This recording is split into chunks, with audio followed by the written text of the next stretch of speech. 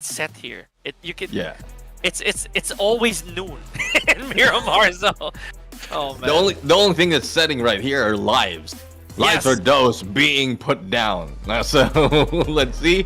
Oh, looking at that. Look at that flight path. Okay. It's already showing it's geared towards a specific angle. It's coming from a little bit south, and those trying to reach, say, El Pozo, even La Cabrera is a little bit too far for them, so they might be meeting up somewhere in the middle, and well, early engagement might be happening. Looking at Montenuevo, probably San Martin, or if not, those coming short in Cruz del Valle. So let's see as to where these teams will be dropping. And it's very strange to me that no one has actually gone for Campo Militar this early on, but maybe just maybe that could be one of the plans here. So especially for Morph, right? They're actually the first, if I saw that right, to actually jump off. So this could mean that they're not gonna waste time. They're gonna run for the heavy artillery over here.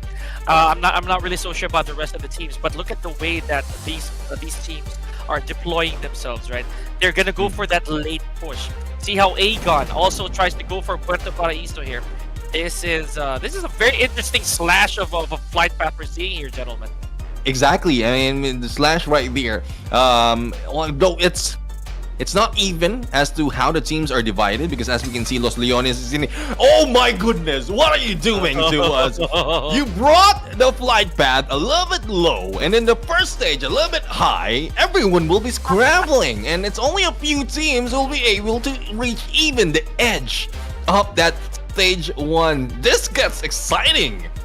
Man, this is, yeah, I'd say so. This is very intriguing. You know, this is the first time that no team is actually inside the first circle. They're gonna have to jog, sprint even, headed there. Some of them, yes, you said it clearly. They were just at the edge, the very tip of that circle. So, yeah, you know, that stadium right there, I never see it that often. It just goes to show how diverse this flight path in Miramar really is. So checking out NB Esports, we didn't see much of them earlier, so maybe just maybe they can give us a good show at the very start. Yeah, Pecado is where both of these teams are. We have Persija Evos as well as NB Esports, and though like initial shots has been happening, not so much of damage being taken by the team. Sec received a few, but I guess managed to get away. Now, there's like one thing that they need to do right now is, apart from getting all the loots from where they're passing, is to prepare a plan of approach. Like as we can see, we have Akas right now who have a great potential to surprise Persija Evos, but as you can see, Lynx is thinking of the same way. So Zuxi, on the other hand, is not moving, as well as Redface. So let's see if this is something that everyone from Persija Evos has been waiting, because it is a waiting game. Early parts of this battle, you need to be stealthy, you need to be silent so that you will not be spotted that early. Yeah, remember what I mentioned earlier, that this part of the map has this very multi-layered like compounds, right? So Right.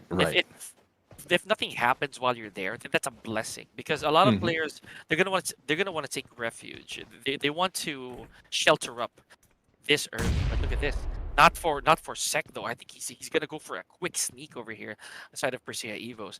So I don't know. This is very brave. I'm not really so sure if he's even relaying information. This is, oh yeah, there it is. Clear sounds over here on the side of Zuxi. So Zuxi right now, a few utilities in front of him, but he's not moving an inch because he knows someone's waiting for him. Redface receive a little bit of damage. Sec right now for the rush. Recovery being done. Redface will be red down as the moment, and also eliminated. Red like a book. Redface, it is Zuxi right now. Let's see if he'll be thinking that his position is like it matches the name, because he will be regretting this choice of room to choose, because 3 members from NB Sports already gunning and running, waiting for him to come out. Very intriguing start here. Okay, so I mean, it's all the silence, right? It just takes a few bullets, just a few pulls of that trigger to change that entire complexion. So we have 15, right? You said it. There's one casualty so far on the side of Persija Evos. So Man, I don't know what else is gonna happen here. Red face though. I think he hesitated on repositioning himself after that encounter. He just stayed there. He literally waited on the staircase. So bad call, I'd say. Exactly, and like you cannot do that much, especially with the position that he was holding earlier. But Zuxi doing a lot already, has brought down Zeg, has brought down Fist Boy, and it's down to Mondo right now. Oh, Molly will be thrown at him and he missed it by an inch. And Zuxi is trying to recover. 1v1, what a DBS. Both players have this gun. Nades will be thrown in between. DBS will now hit, and Zuxi goes down. But who's waiting on the other side is another member, and let's see if Mercy, if I'm not mistaken, will have a little bit of mercy at this point, or Misery rather. And Misery is also is holding a vector. Shots into the foot, but not damaged just yet. Egghead being pulled out, and Succeed needs to survive, needs to be alive, and needs to push out Mondo out of play. Man, this is a very tricky situation here on the side of Misery. Now he does have to pick up a teammate. Mondo out of there. NB Esports. That's what I was saying. That was a very tricky, very dangerous push on the side of NB Esports, because at this point everybody was holding out. Like they gotta burn the clock a little bit. Now just like that, NB Esports down to their last in the form of Akaz over here. Only has an S1897. Can't really do much with that right now, and a mini Uzi, so you can't snipe anybody out. These are both for close range encounters. Not a lot of utilities as well to go with. Peeks out, seen by Links, and and that's wrong angle. That was, I would say that was a wrong angle, because if in case he tried to sidestep, there's not so much room, and Links can like easily catch him off guard. So if he didn't step in forward, he could have had a little bit of cover to sidestep through. That's true. That barricade, or that small gap in the fence, that's all he had. And I think that he got tempted. He really got tempted to go for that gunfight. So I'd say those micro decisions, they also kind of matter, because you were the last one. So you were the last one on your team. So I don't think you should have taken that fight. Yes, you were spotted, but again, running isn't really cowardice. You know, you just gotta be smart about it. And just like that, NB Esports is out of there. One frag to their name, and gonna have to regroup for the next. Yeah, I mean, what we call running is a tactical retreat. That is what we call it. Like, just to make sure that it's not like there's no negative connotation to it. But again, we're talking about survivability, and if you're gunning in, knowing that there's only one, pretty sure you understand the name of the game. That if one will be shot at, the rest of the teams will be gunning for you later on. So that is a risk that they've taken, and NB Sports has been paying, or has paid for that in this match. But there's still a chance later on, if I'm not mistaken, they might be coming back right now. Genesis Sports has taken high ground, and BTR, Biggest Red Villains are their target. I'm seeing Master Carry and Master Smile once again. They're donning the MK14, rather the Mini 14s over here. So this is traditional. You know, you get these marksman rifles over here. Yeah. Just zone up. Just try to make as big of a space as possible, and just let it rip as soon as you see the smallest bit of movement. And look at this. This is what's so sad about Miramar, man. It's so enclosed. You're gonna come across somebody sooner or later. Now we have Zai up top. We have the entire troop of Bigatron over here. Oh my gosh, they're really going for a raid. Yeah, the thing is, like, the question that I have for Genesis Esports is, where are the nades? Why are not letting go of the nades? Because it's easy shot into those compounds, if in case you does have that, and you will not be rushing through, because pretty much like the rest of Bigatron Red Villains have their targets and their nades against you. S12K being used, and Mernat Boy responded. This is what I'm talking about. That is where you pull out the nade, but he managed to receive damage, only a few HP. Let's see if Ace will survive. Genfos right now. Zai brings it to them. Bigatron Red Villains is out. I knew it. They went in there blindly though. Oh man, and it all boils down to gunfights. Yes, But man, an already positioned Genesis Esports. Imagine that. They were down by quite a bit, and they didn't know that there was somebody up top as well. Okay, here we go. They're paying the price here, though. Master Smile already eliminated by Diehard. So this is not a good look. Slim Zai needs to heal and quick.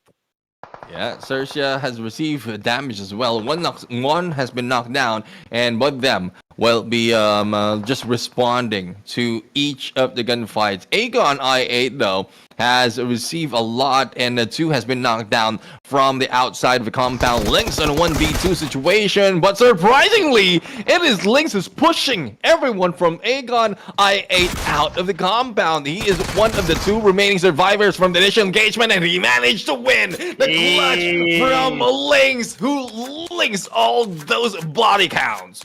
Oh man, I love it. I love it. Persija Evos right here, just turning up with 2 players remaining. Oh my god! But 8 frags though. Oh man, Yeah. just towering over everybody. That's what I was saying, man. This is the protagonist arc on the side of Persija Evos over here. But again, it's still a tall order. We're only at stage 2. A lot of teams are still complete. And these are the heavy hitters we're talking about. Yeah. So Persija Evos, they definitely need to whoever's left, from their end, they better play this a little more smoothly, a little more calmly. Yes, just dust themselves off a little bit, get back to the action a little later on, because the circle right here, it's gonna be stacked in just a few moments. Yeah, and earlier we saw a little bit on this on the field feed. The engagement between Genesis Esports and Sersia is not yet over, and Genesis Esports is on the shorter end of that gunfight. Sersia, though, has managed to take down 3 of the players, 3 points to their side, but they need to move quickly, because not only will they be a little bit far from the next stage of the circle, DX is already waiting for them, but shots from Chua, this is what I'm talking about. They are already in their crosshairs. Man, I like this. I like where DX is. Imagine, look at this. They are using the gap in this valley. This is a very nice way to approach this, because they're going for those ranged fights where it'll be very hard to retaliate against them. Nicely done. Now, as we said that, we have Coops already taken out here by Asa from RRQ. I didn't predict for them to be the ones over here. And oh man, look at this. Look at the distance between DX and everybody else. Oh my god. Oh, Winnie! Winnie was able to take down Urge! And who's on the floor? Everyone from that vehicle is on the floor. Die Hard will not be, will not be living to his name. He will be dying easy after that explosion. And, well, it is what it is. Solo player from Sersia. If I'm not mistaken, it's RNJ once again, or I might be wrong. Let's check that out later. But yeah, looking back at the streak that Winnie had, that was amazing. So that's what I was talking about. They utilized the map to their advantage, as they really should. They're so far from everybody, still within the circle. That is a crazy good play, in my opinion, on the side of DX. I'm so pleased. But here we go, moving back to Morph. No one has taken any damage yet on the side of Morph. They're still pretty strong. And no eliminations thus far. So, yeah, they are going to play traditional BR here. Although I could highly suggest that they try to pick off even that last one from GE if they are close enough. Yeah, let's see if they'll be able to do so. It's RRQ who's trying to target Morph GPX at this point. But I mean, both of these teams will not be moving that much unless they decide to do so, because they are just on edge of the next stage of Circle. Hexas, on the other hand, has a different plan of approach. Probably not yet spotting Rocky, but will try to get his distance a little bit closer against Pepink. And if in case he falls to the trap of chasing down Pepink, he will be in the crosshairs of not only 2, but 3 players from Morph GPX. Man, and RRQ, I mean, as long as they've been here, they do have a lot of damage on their hands. Like, in my opinion, this is kind of big, but I do think that they have what it takes to make a repeat here, and I don't want to jinx it. but this high ground right here, it's still no man's land. So as high as you are, despite this elevation, it's not impenetrable. That's what I absolutely despise about Miramar, because anybody can retake the spot from you, and when they do, especially if the circle's with them, then the plan is ruined. So just look at what I'm talking about. No mercy over here. He's already on his knees. So the rest of his team, they need to pick him up. But look at how many other teams are gunning for this high ground. Oh, Right? DX. Yeah, DX is here too. DX has just jumped in, and we have a three-way battle right now. Not quite sure if they will be surprised by, especially with Bobo Ho, who's just above Winnie and as well as Pepank. But Morph GPX right now on a 1v2 battle against Asa, who surprisingly moved that quickly already. Yoro and needs to back off because he's not only out in the open against Asa, but also some of the players of DX. Hexas managed to take down Pepank and RRQ, putting a number against this team of Morph GPX. It's the surprise movement of DX as well that might have caught Morph GPX off guard. I like this. A bit more calculated of a play here from all these teams. Like, you see, the shots they've been taking, a lot of them actually go to waste. What that means is these players, they're able to reposition themselves quite masterfully. But yeah, someone from Morph already on their knees. Oh man. Okay, so Nerpeko, this is not a very light play zone that you're gonna have to bolt on out of there. Not gonna lie. And no mercy here. Beautiful Scar L frag over there. And wow, Doki. I have not seen Doki being fragged for so long. So man, I like this. Doki is on the receiving end, but no mercy right now. Still putting a lot of numbers from afar. You saw it's no mercy is on the far end, the ones left behind, but he's the one who managed to take down one of the players from Morph GPX. Now they need to do the same thing for DX Savior because despite of knockdown being done against their teammates, they have the advantage because they've spread out a little too thin, which I would say it's risky, but in this position, this is working for them, especially as they have DX Savior against them. Bobo Ho has something in mind as well, but I think he has been beat